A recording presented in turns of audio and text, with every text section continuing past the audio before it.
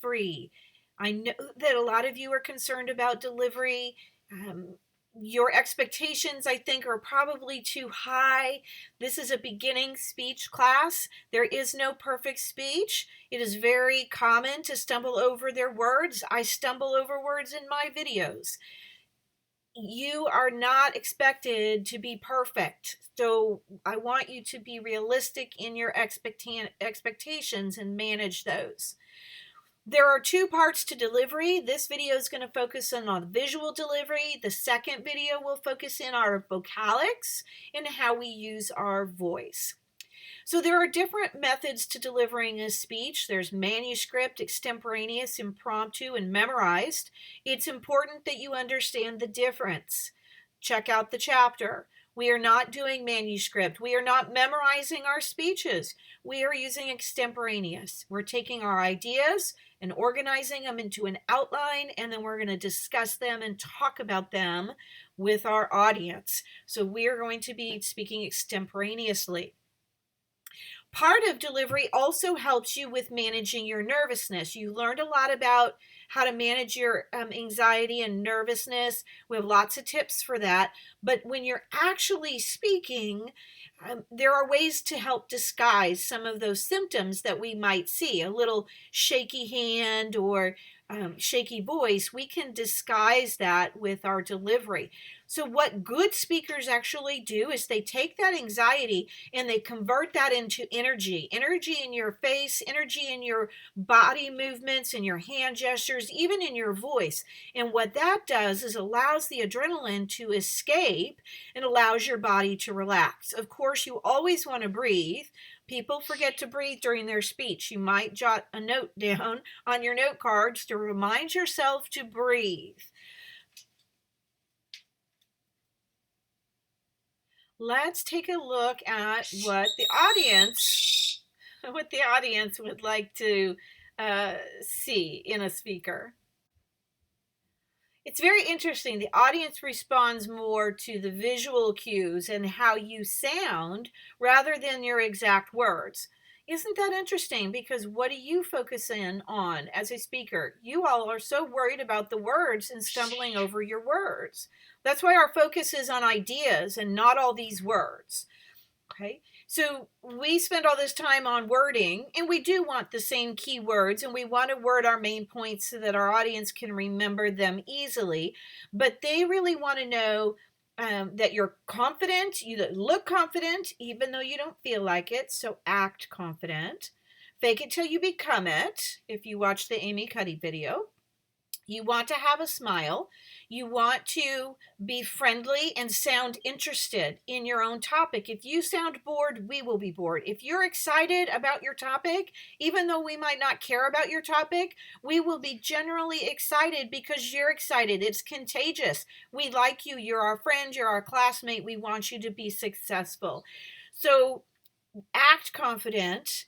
Think about how you come across, because that's what the audience is paying attention to, not your exact wordings. And if you stumble over a few words, that's okay. I do have a video clip here of a sample student speech with poor delivery. You can access that directly from the PowerPoints I have posted. If you reference those or want to reference them, you can check out that example. Visual delivery is really what we covered in nonverbal chapter, which the world identifies as body language. The visual characteristics that we look for in a speech, we look for facial expressions, having eye contact with the audience, gestures, posture, what our appearance, what we wear, and proxemics, how we use space and move in our speeches. It's really important to note that we stand while we give presentations. I know at home you have computers at your desk, but that's why we're trying to record, hopefully from your phones or a tablet, so you have your audience members do that for you instead of you sitting down. A speech is best given standing up. It allows you to move and have hand gestures and things like that. But you want to imagine what would be like in a classroom setting. We're trying to take the classroom setting and put it in your living room and do your best to mimic that sort of scenario. Let's briefly run through each one of these characteristics on the subsequent slides. Facial expressions. You need to look like you're interested and excited about your topic. If you're talking about something serious, have a more somber face. That's okay. If you're talking about happy things, then smile. Right? Maintain eye contact and connection with your audience. When you hide behind your note cards or you're looking down a lot and just glancing up, it looks very suspicious. We tend not to trust you. We don't think you're credible. And so it's really important to maintain eye contact. We glance at our notes, we can glance at our visuals, but we want to spend most of the time looking at the audience. You do not have to look at every single person, but you want to look at all areas of the room. If you need a plan, we would talk about the Z scan, and that's where you would sort of draw the letter Z with your eyes in your audience, like they're a sheet of paper. I don't know if you can see my laser, but if this was my audience, I'd start in the back of the room and look at the audience with my eyes this way, going diagonally across my audience and then across the front. And I can look down at my notes at any time and just continue where I left off. If you look just side to side and side to side, sometimes that looks like you're watching a volleyball game or ping pong. It looks a little robotic. So we want to just sort of scan the room, all areas of the room. We do not need to look at each individual person. You also don't actually have to look people directly in the eye. You can look at noses and eyebrows and foreheads, and that's a way to look at people without actually looking into their eyes. So that's just another little hint. Hand gestures, let them loose. Don't let your elbows be glued to your side. Just let them relax. Don't worry about them. Let them be free. Gestures are torso area. When you hand gesture, we can't see the shaky hands. When you use index cards and note cards instead of paper, not sure if you could hear my paper, but I grabbed a sheet of paper and was shaking it. We could hear that. Note cards we can't hear. Hand gestures disguise shaky hands. So relax your arms. I wouldn't worry about too many. Just let them be free. That allows the adrenaline to escape. And when you talk with your friends, you use hand gestures. So just make sure they're not above your head or they're teeny tiny. Don't clutch your hands like what we call the fig leaf position where you're covering your crotch. That's not natural or professional. Nobody's going to hit you, right? And locking them behind your back like you're in handcuffs, that's not natural either. Just let your arms be bent at the side like you see in this image. This gentleman has good positioning here for hand gestures. Good posture, you want to stand nice and tall, shoulders back, head up. Look confident even if you don't feel like it. You are in charge. You did the research. You are the authority here.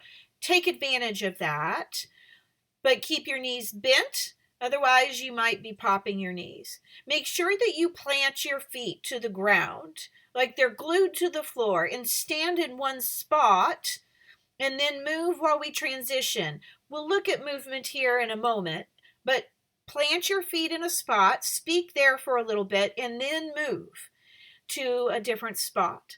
And then plant your feet. So we plant our feet so that we're grounded, knees bent, and then we would move. And then we plant our feet, and then we move. If we don't plant our feet, you're going to have crossed feet, fidgety feet. They're going to dance. They're going to do all kinds of things. We don't like speaking from a podium most of the time because you're trapped. You don't have room to move. You don't have the ability to have hand gestures. And all of those things help take that nervousness and release that adrenaline out of our system. And it actually helps you manage your nervousness. So planning our movement, using hand gestures, having nice strong energy with our posture are all things that help manage our nervousness. So how do we move? I actually have a little tutorial at the very end of this PowerPoint, and it would be in a classroom setting, but the points are still valid. You want to plant yourself for a section of your speech, and then you move for a purpose. So maybe you stand in the center of the room and all of a sudden you realize, oh, I need to move, I need to show my slides. So then you would move to get out of the way. So you're moving for a purpose. Okay, or you move during a transition. A movement during a transition would be a nonverbal symbol that you're doing something different. So it actually accompanies the verbal transition and helps the audience know, oh, we're moving, we must be changing points. Okay, it's a way to add emphasis. All right, so we want to plan our movement ahead of time. We want to make sure that we're facing our audience. We never turn our bodies sideways and walk sideways across the room. You're still facing forward, which is a little bit awkward. You almost have to crisscross your feet, or in dance or aerobics, it would be a grapevine or a half a grapevine, because your shoulders are facing the audience, but your hips are angled to the side. You can even cross step backwards a little bit. So you need to practice moving because it's awkward. You can't turn your body angle and face sideways. You have to remain mostly forward. Make sure that you glide and you don't stomp. You want to move at the rate of your speech, so don't walk too fast. If you don't plan movement and plant your feet in between, you might end up pacing. Random movement back and forth and back and forth and back and forth and back and forth actually becomes noise. You don't know you're doing it, and the audience says, oh, bless their heart, they don't know they're pacing. Right? So you need to plan your movement, plant your feet when you're stationary, move for a purpose, and then it's more organized and it keeps you from pacing. Okay? So there's a few tips on movement. What should you wear? I suggest you wear things that make you feel confident. I would even pay attention to your shoes and your footwear. I've seen speakers at home be in bare feet. Why? You wouldn't be barefoot in the classroom. So you want to dress in a way that's confident. Oh, by the way, don't ever wear flip-flops because they make noise when you move, right? So we don't wear flip-flops. Make things that make you feel confident. I do recommend dressing up. I think you behave differently than when you're in your lounge pants, right? We want to exude confidence. Lounge pants don't say confident. They say lazy, overly comfortable. And speaking is a little bit more formal of a situation. It's a little bit more refined. So what can you wear that makes you feel confident? I would avoid like bright neon colors. I wouldn't wear distracting prints. If you have writing on your shirt or your chest, we're going to look there. We don't need to be reading ladies' chests, so don't do that. Maybe solid things or more subtle things. We want to minimize distractions, okay?